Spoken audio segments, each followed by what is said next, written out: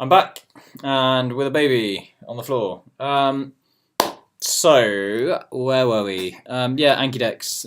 Don't have them use Memorize. 'Cause I'm familiar with it. Friends of mine built it, and just like the kind of like, nice, colourful, playful interface. And I'm sure Anki's great, Quizlet, and Scritter, and there's a stack of them, right? But I think that none of them are designed kind of yet for the needs that we want, that you're interested in, I'm interested in. So maybe there's kind of an interesting conversation that we could have there. If you could pull out a magic wand and software would appear in the space of memory, what would it be? Yeah. So I have given some thought to this. We should talk more, but it suddenly looks along the lines of ripping out keywords, key learnings from whatever bodies of knowledge or text, using semantic keyword extraction, natural language processing, and then image creation based on scanning someone's social graph. It probably isn't like that good, I think, knowing a bit about using AI, machine learning. I mean, it could be a mechanical Turk problem, right? But that would be cool. And then kind of Memory Palace, like a piece of Memory Palace software. So kind of visual landscapes. That's the shortest cut to get there. I played around with VR. It certainly does work using VR, but I mean, come on. Like, I want to do it before we die. So, and then have some spaced repetition software like built into the same interface. Oh, Bertie. My son is Bertie. I'll pick him up and introduce you. What are my thoughts on VR AR? Yeah, right. So sure, it's great. Like VR AR, I think it's seriously cool. But the barrier, like price point, is it's a sufficient barrier to entry right now. That I think like it's Bertie. Say hi to the people, Bertie. Hello. And Simon. Hi, Simon. It's like a sufficiently high barrier to entry that to have significant adoption in business, in education. Like what do people use most right now? It's phones. So can you build something that works? Thinking mobile first. If I had an hour to teach children about retention in elementary school, 8th grade, I don't really know what that means. Oh, what would you teach them? 8th grade. Let me try and translate that. Oh, Bertie. 8th grade. Oh. 8th grade, 13 to 14, right? So I've taught kind of in the thousands of people, school-age children around this age. So I have taught memory as applied to. Are you talking to someone? Yeah. So I've taught memory contextualized, applied to bits of science curricula and bits of English literature. So kind of mind maps, memory palaces, just as I did with some of Shane's models, or Shane's collection of models, like a done for you, this is how to use it.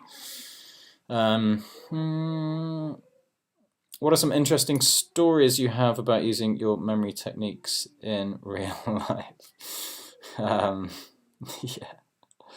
Yes. I mean, they're just incredibly useful whenever you need to be able to onboard and retain knowledge for like any situation. If you ever need to give a speech, they're like, you don't need to like memorize something word for word, but and you don't really need a memory palace if you just got like, here's 5 things to learn that you want to talk about, but it is useful. So yeah, gave a nice half-hour speech at I was best man to one of my best friends a couple of years ago, and it was a delight, kind of rolling out a speech that you don't need notes for, but you just get up and like deliver, because then you can focus on like emotional content and like being with the room and like your kind of performance, if you will. And that was really fun. There's videos. It was really good fun. Other stories. Yep. So a friend of mine, kind of who uses memory techniques, I'll tell you a fun story about him. So he he was accused of plagiarizing at university, and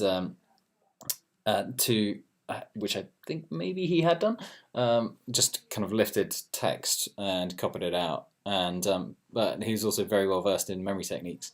So when he was called in front of the Dons, he swore that he hadn't plagiarized. It was just his remarkably good memory, and so what he did to demonstrate this was take in a deck of cards and had this. So he's sitting there and got this, four stern-looking Dons of the university, and so he kind of promptly just asks one of them to shuffle this deck of cards and then memorizes it in under a minute, and then kind of demonstrates that he's done that and kind of proves his case, which I think is highly entertaining.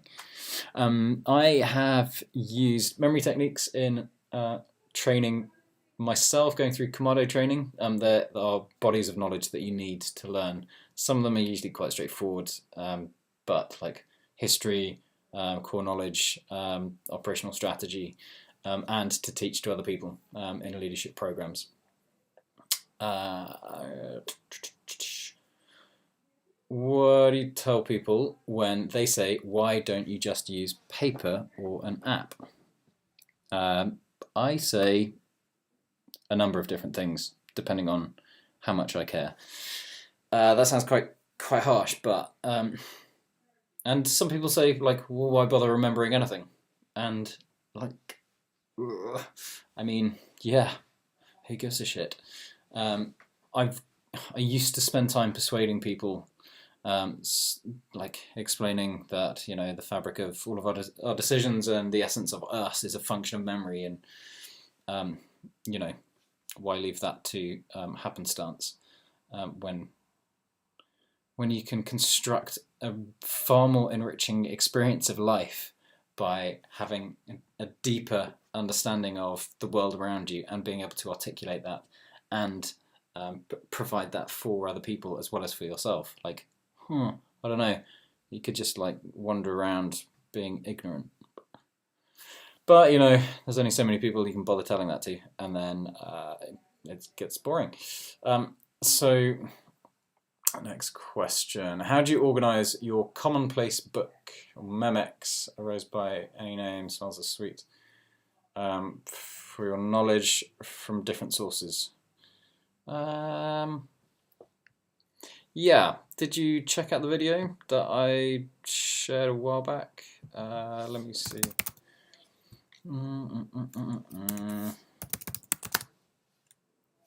Mental models. I mean, in essence, it is through a palace of palaces. Well, it's like palace of palaces. You can keep extrapolating, but I have one central parent palace that I use and revisit. Here we go.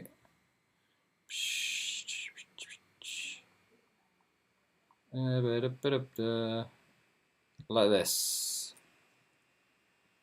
So parent palace is one building from when I was a kid, and then I extrapolate. I then have 15 different portals for each of the major bodies of knowledge that I care about. And I think I also shared, yeah. So this is like, I have just the kind of holding pattern in a spreadsheet. So here's the main things, and then each of those cells corresponds to at least one memory palace, some more. So if you look at marketing in the business section, then that's a number of memory palaces. Mackenzie Way is one memory palace. Decision tools, that is, models, Charlie Munger's mental models, that's like 8 memory palaces. But it all ties up and it all feeds back together, right?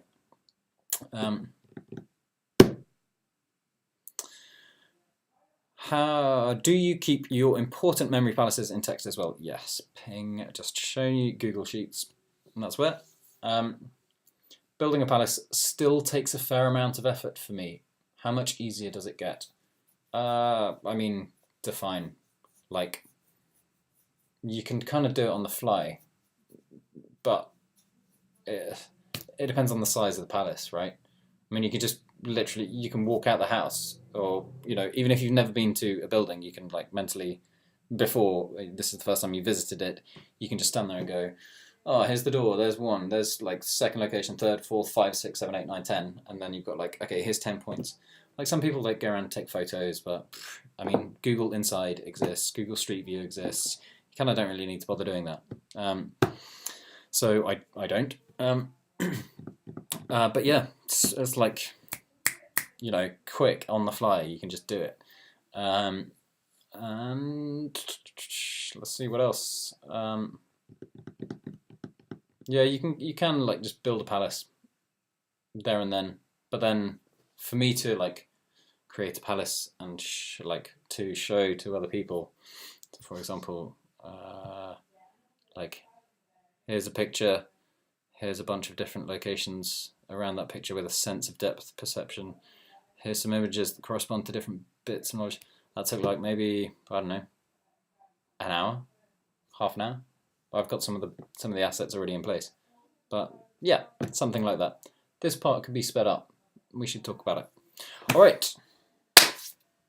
Yes, huzzah! Go out and learn and apply learning and contextualize it.